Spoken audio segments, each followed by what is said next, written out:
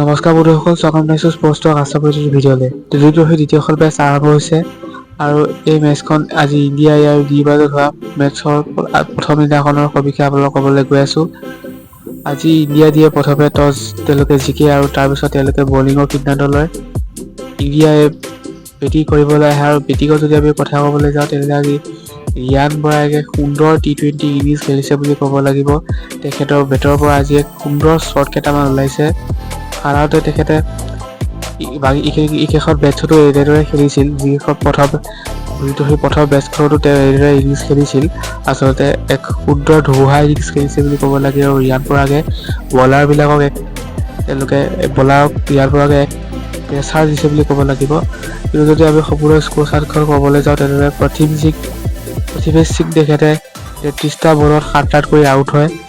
বয়স আগৰৱাল তেখেতে 14টা বলত 7 ৰান কৰি আউট হয়। তাৰপিছত তিলক বৰ্মা তেখেতে 33টা বলত 10 ৰান কৰি আউট হয়। তাৰপিছত ৰিয়ান পৰাগ তেখেতে 29টা বলত 37 ৰান কৰে, এক ভাল ইনিংছ খেলিছে বুলি ক'ব লাগিব। তাৰপিছত সুশান্ত ৰাৱত তেখেতে 19টা বলত 15 ৰান কৰে।